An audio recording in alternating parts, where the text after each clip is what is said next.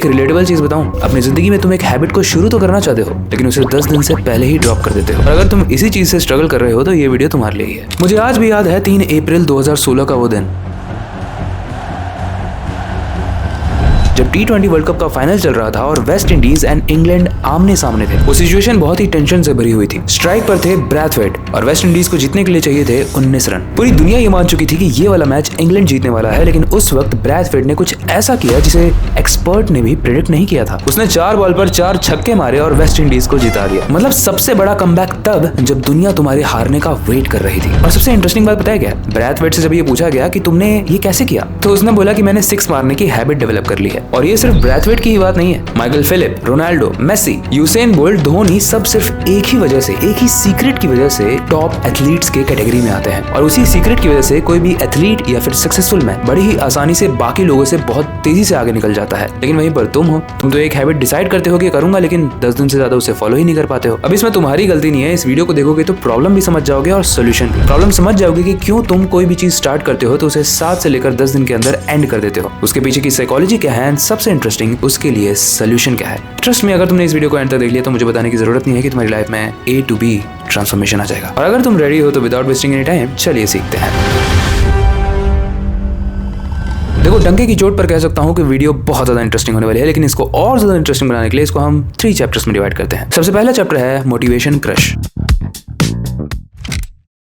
सबसे पहले आप ये चीज समझो कि मान लो आपको कोई भी हैबिट स्टार्ट करनी है, कोई भी हैबिट, जब भी आप उसे मोटिवेशन के साथ स्टार्ट करोगे तो वो स्टार्ट तो हो जाएगी, पर सिर्फ मोटिवेशन काफी नहीं होगा उसको चलने के लिए। फॉर एग्जांपल, अगर आप किसी रील को देखने के बाद मोटिवेट हो गए हो एंड कल से जिम जाने का सोच लेते हो तो आप उस दिन तो जिम चले जाओगे, लेकिन रोज जिम जाने के लिए मोटिवेशन काफी नहीं होगा। देखो, जब भी आप कोई नया काम शुरू करते हो, चाहे जिम जाना हो, कोडिंग सीखना हो, डेली स्टडी करना हो, खैर ये तो नहीं करते होगे, बट जोक्स अपार्ट, जब भी आप ये सारी चीजें करते हो तो आपके दिमाग में एक डोपामिन स्पाइक होता है। अब ये डोपामिन जो होता है ना, सिर्फ ये हैप्पी हार्मोन नहीं है, ये एक ऐसा केमिकल है जिसे साइंटिस्ट कहते हैं एंटिसिपेशन केमिकल। जब आप कोई भी नया काम शुरू करने जाते हो तो उसके पहले की जो एक्साइटमेंट होती है उसके लिए रिस्पॉन्सिबल होता है ये डोपामिन। अब इसी को लेकर मैंने एक बहुत ही इंटरेस्टिंग सी रिसर्च पढ़ी थी। उसमें ये बताया गया था कि जब भी आप कोई नई चीज स्टार्ट करते हो ना, जिसको नोवेलिटी ब्रेन भी कहते हैं, तो इंस्टेंटली उस वक्त एक रिवॉर्ड सिस्टम एक्टिवेट हो जाता है। एंड यही रीजन है कि जब भी आप कोई भी हैबिट स्टार्ट करते हो ना, तो वो 1 से लेकर 3 दिन तक बहुत ही आसान लगता है। लेकिन जब जब आप उन चीजों को रिपीट करने लगते हो, फॉर एग्जाम्पल जिम जाना, किसी स्किल को सीखना, स्टडी करना रेगुलरली, तब आपका ये नोवेलिटी ब्रेन कम होने लगता है, आपकी एक्साइटमेंट कम होने लगती है। यूनिवर्सिटी कॉलेज ऑफ लंदन के हैबिट फॉर्मेशन रिसर्च के अकॉर्डिंग कोई भी हैबिट जब आप डेवलप करना चाहते हो ना, तो उसको डेवलप होने में लगते हैं 66 डेज। मैं फिर से बोलता हूँ 66 डेज। और आप कितने दिन में छोड़ देते हो? 3 दिन में, 4 दिन में, 6 दिन में। पर जानते हो, साइकोलॉजी कहती है कि कोई भी इंसान किसी भी हैबिट को 7 या फिर 10 दिन मैक्स तक झेल पाता है। और उसका रीजन है कि इस स्टेज पर रिवॉर्ड विजिबल होता है। ध्यान से सुनना आगे। आप जो भी एफर्ट करते हो ना, वो आपको क्लियरली फील होता है। फॉर एग्जाम्पल, जब आप जिम जाते हो तो आपको वो पेन फील होता है, एटलीस्ट शुरुआत के कुछ दिनों तक। लेकिन उसके बाद जब वो पेन फील होना भी बंद हो जाता है तो आपके लिए बहुत मुश्किल हो जाता है इस चीज को जज करना कि मैं कुछ कर भी रहा हूँ या नहीं, क्योंकि इसके बाद जो विजिबल चीजें आपको दिखने वाली हैं उसमें महीनों लगने वाले हैं। एंड इसी वजह से उस वक्त आपका दिमाग कंपैरिजन मोड में चला जाता है। वो बोलता है कि इतनी मेहनत तो मैं कर रहा हूँ लेकिन रिजल्ट्स कहाँ हैं। और इसी वजह से आपका जो मोटिवेशन है वो बोइंग के प्लेन की तरह क्रैश हो जाता है। अब यहाँ पर ना एक और साइकोलॉजिकल फैक्टर है जिसे कहते हैं एक्सपेक्टेशन गैप। देखो, जब भी आप कोई हैबिट स्टार्ट करते हो ना, तो आपका दिमाग ऑटोमेटिकली कुछ चीजें एक्सपेक्ट करता है, कुछ डेडलाइंस को देखता है। जो एक्सट्रोवर्ट होना चाहता है या फिर अपनी कम्युनिकेशन को इंप्रूव करना चाहता है। अब इनिशियल डेज पे जो इंट्रोवर्ट है ना, वो बहुत सारी वीडियोस तो देख रहा है अविनाश की। अविनाश जो यूट्यूबर है जिसकी वीडियो ये इंट्रोवर्ट वाला बंदा देख रहा है, वो देख रहा है कि अविनाश बहुत सारी ट्रिक्स बता रहा है अपनी कम्युनिकेशन को इंप्रूव करने के लिए, अपनी पर्सनैलिटी को इंप्रूव करने के लिए। एंड वो शुरुआती दिनों में करता भी है,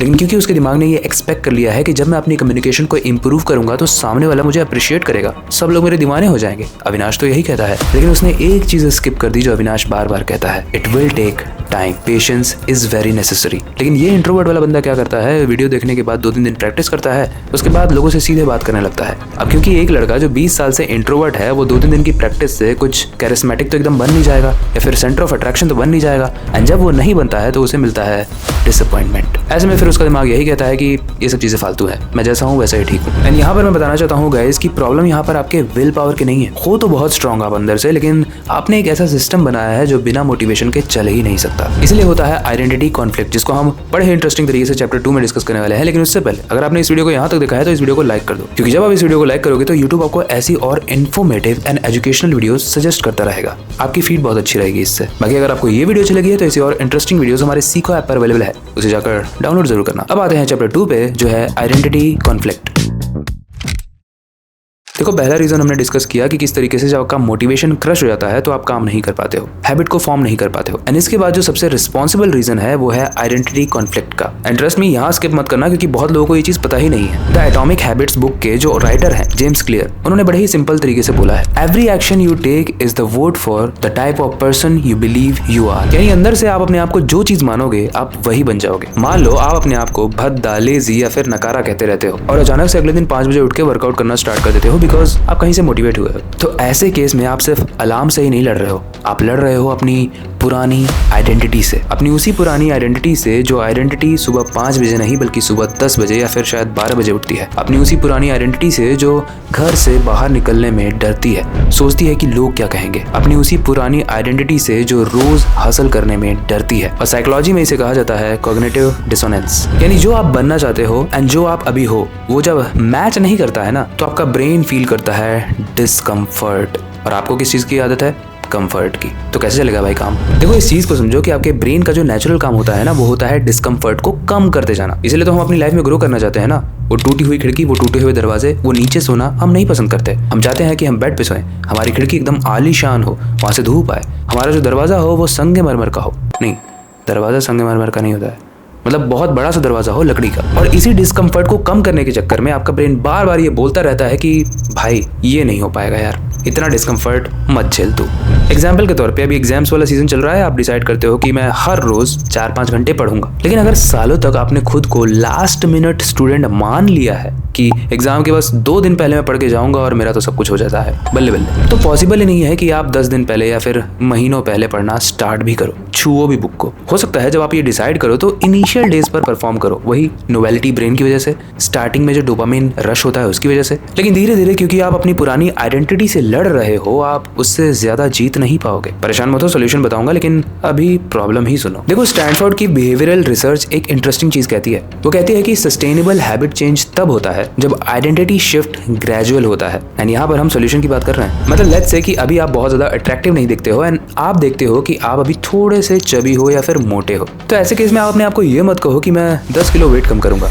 आप अपने आप को ये बिलीव करवाओ कि मैं वो इंसान हूँ जो अपने हेल्थ का बहुत ध्यान रखता है। एंड जब आप अपने आप को ये बिलीव करवा लोगे तो आप रोज जिम जाने लगोगे या फिर वर्कआउट करने लगोगे या फिर दौड़ने लगोगे या फिर मेडिटेशन करने लगोगे या फिर योगा करने लगोगे। इतनी सारी चीजें करने लगोगे तो कैसे वेट कम नहीं होगा भाई।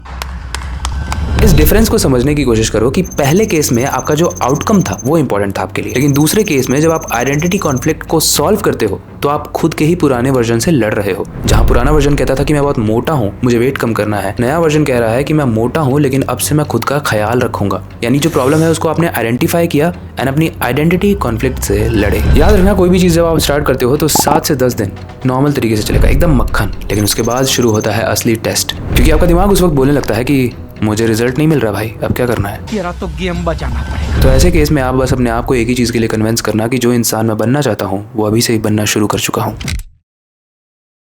अब आते हैं चैप्टर 3 पे, जो है सिस्टम नहीं सिर्फ विल पावर।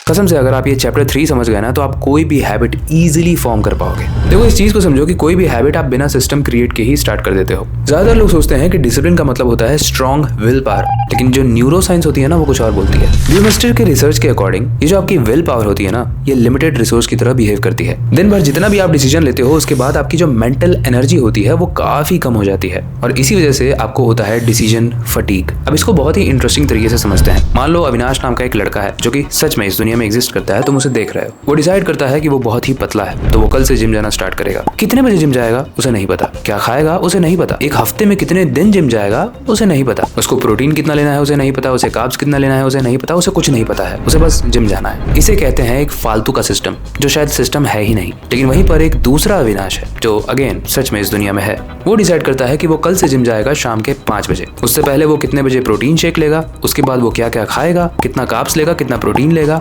उसका अभी वेट कितना है, उसकी हाइट कितनी है, उसका बॉडी मास अभी कितना है और कितना उसे करना है, वो सब उसे पता है। तो ऐसे केस में वो थोड़ी भी मूवमेंट होती है उसको देख पाएगा, वो हर चीज को ट्रैक कर पाएगा। एंड इस तरीके से वो बिल्ड कर लेगा एक सिस्टम जो उसकी एक हैबिट को दूसरी हैबिट के लिए मोटिवेट करता जाएगा। अगर वो अच्छा खाएगा तो अच्छा दिखेगा, वो अच्छा दिखेगा तो अच्छा पहनेगा, वो अच्छा पहनेगा तो कॉन्फिडेंट रहेगा, और जब कॉन्फिडेंट रहेगा तो वो तन के चलेगा, और जब वो तन के चलेगा तो लोग उसकी रिस्पेक्ट करेंगे। That's it. देखो ड्यूक यूनिवर्सिटी की एक बड़ी इंटरेस्टिंग सी रिपोर्ट थी। वो बताती है कि हमारे जो डेली एक्शंस होते हैं ना उनका 40 से लेकर 45% हिस्सा हमारे हैबिट से ही आता है। मतलब वो कॉन्शियसली आप डिसाइड भी नहीं करते हो। फॉर एग्जाम्पल, अगर आपकी सीधे बैठने की हैबिट है ना, जिस तरीके से मेरी है, तो आप हर जगह पर सीधा बैठोगे। लेकिन वहीं पर अगर आपकी सीधे बैठने की हैबिट आपने नहीं बनाई है एंड सडनली आप एक ग्रुप के बीच में बैठ जाते हो, तो वहां पर स्टार्टिंग में तो आप सीधा बैठोगे, लेकिन धीरे धीरे धीरे आप कुबड़ की तरह बैठ जाओगे और फिर आप देखोगे कि बाकी लोग तो बड़े ऊंचे हैं, बड़े स्मार्ट दिख रहे हैं, फिर आप कॉन्शियसली सीधे होगे। लेकिन एक वो बंदा जिसकी हैबिट फॉर्म ऑलरेडी हो चुकी होगी सीधे बैठने के लिए, वो टस से मस नहीं होगा, वो स्टार्टिंग से लेकर एंड पॉइंट तक सीधा ही बैठा रहेगा, क्योंकि उसे उस चीज का डिस्कम्फर्ट नहीं होगा,